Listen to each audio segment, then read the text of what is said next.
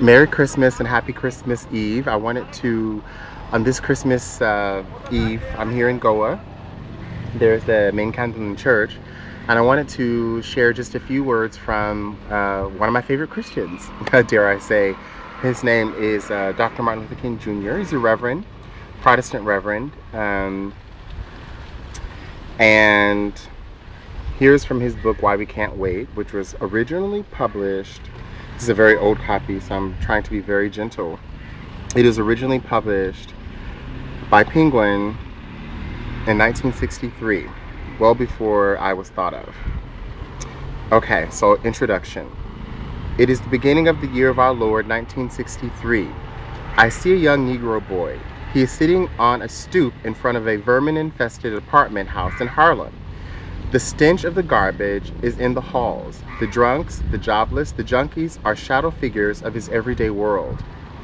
The boy goes to a school attended mostly by Negro students with a scattering of Puerto Ricans. His father is one of the jobless. His mother is a sleep-in domestic working for a family on Long Island. I see a young Negro girl. She is sitting on a stoop of a rickety wooden one-family house in Birmingham. Some visitors would call it a shack. It needs paint badly, and the patched-up roof appears in danger of caving in. Half a dozen small children in various stages of undress are scampering about the house. The girl is forced to play the role of their mother. She can no longer attend the all-Negro school in her neighborhood because her mother died only recently after a car accident. Neighbors say if the ambulance hadn't come so late to take her to the all-Negro hospital, the mother might still be alive. The girl's father is a porter in a downtown department store.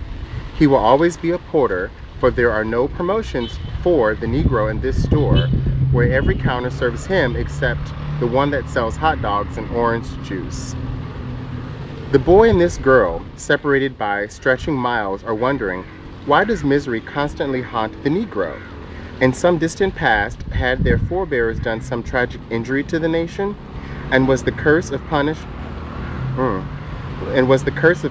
upon the black race? Had they skirted in their duty as patriots, betrayed their country, denied their national birthright? Had they refused to defend their land against a foreign foe? Not all of history is recorded in the books supplied to school children in Harlem or Birmingham. Yet this boy and this girl know something of the part of history which has been censored by the white writers and purchasers of Board of Education books. They know that Negroes were with George Washington at Valley Forge. They know that the first American to shed blood in the Revolution, which freed his country from British oppression, was a black seaman named Crispus Attucks.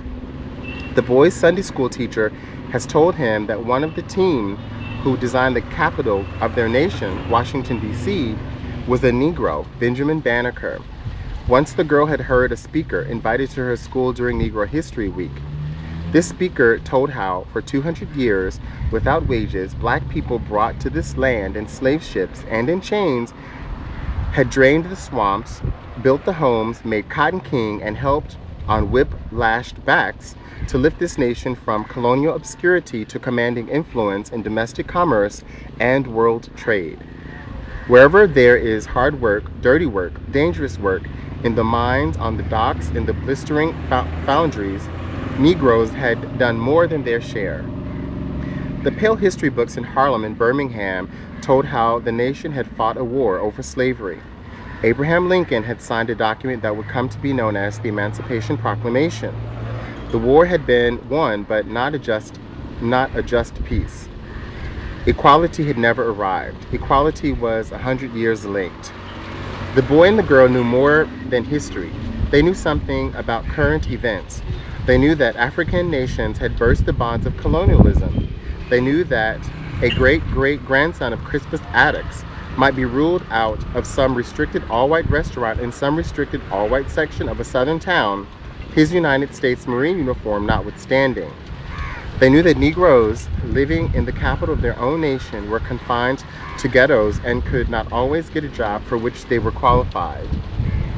They knew that white supremacists had defied the Supreme Court and that Southern governors had attempted to impose themselves between the people and the highest law of the land. They knew that for years their own lawyers had won great victories in the courts which were not being translated into reality. They were seeing on television, hearing from the radio, reading in the newspapers that this was the 100th birthday of that freedom. They were seeing on television, hearing from the radio, reading in the newspapers that this was the 100th birthday of their freedom.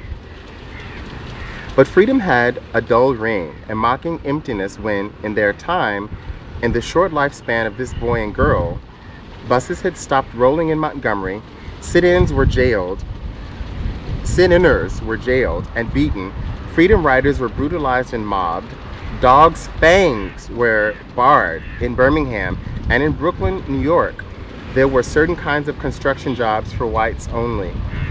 It was the summer of 1963. Was emancipation a fact? Was freedom a force? The boy in Harlem stood up. The girl in Birmingham arose. Separated by stretching miles, both of them squared their shoulders and lifted their eyes towards heaven. Across the miles, they joined hands and took a firm forward step. It was a step that rocked the richest, most powerful nation to its foundations.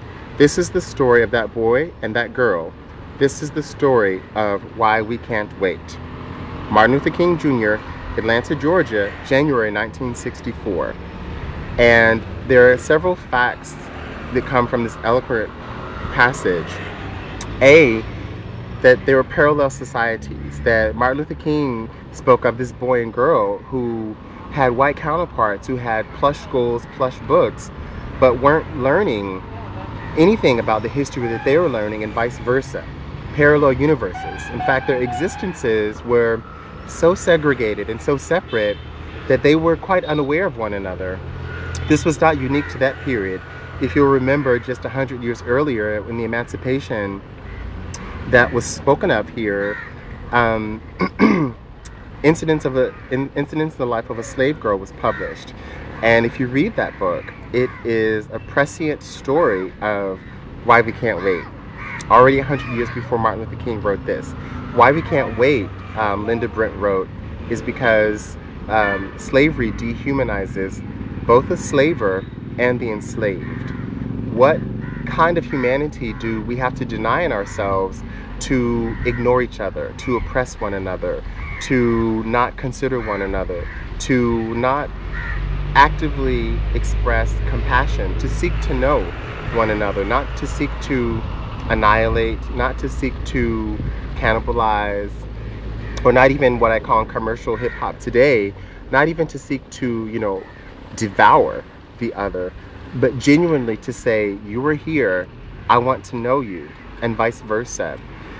What Martin Luther King says in this passage also, and what is still very true, I think all of it is true. We still live in very segregated societies. I'm from Louisville, and you can put a grid over my city and see the segregation.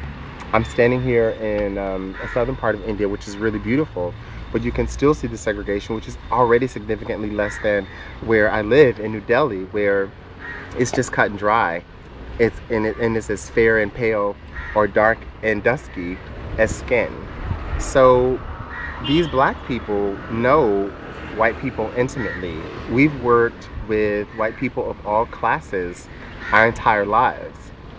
Gone to school with them, or worked in their houses, worked in offices that were primarily white, worked on construction sites with different classes of white people. And that's something quite unique to the black experience, because not even those working class white people have many opportunities to encounter wealthier white people. And standing between them is us. And there are a lot of fingers that get pointed at us and our problem and the Negro problem, or even for raising race as a construct. In the contemporary sphere, a lot of people would shut such conversations down and say that racism is race, where it's only a drop of race, and that it no longer exists because we've arrived, because Mr. Barack Obama is in office. That little black girl and that little black boy, had they been born in this era, even they would be able to see that just because Barack Obama is in office, it does not mean that The mission that such institutions stand for, such as that church and that cross and the one that's standing right here in this house, those institutions are far from fulfilling their mission. My challenge to you this Christmas 2010 is to not just consume the other, not just drop a penny in somebody's bucket and say you've done your part, and not just withhold even from buying your kids that iPad because you don't want them to be too ostentatious, but to genuinely learn something about someone in your society who lives very differently than you do. That is, I believe, what Jesus was after, what he understood. It's clearly what the Bodhisattva was looking for, why he had to leave such opulence and try to understand how the so-called common people live and vice versa, and how they interact. We have to take care of one another. We have to do a much better job at taking care of one another. We can't wait.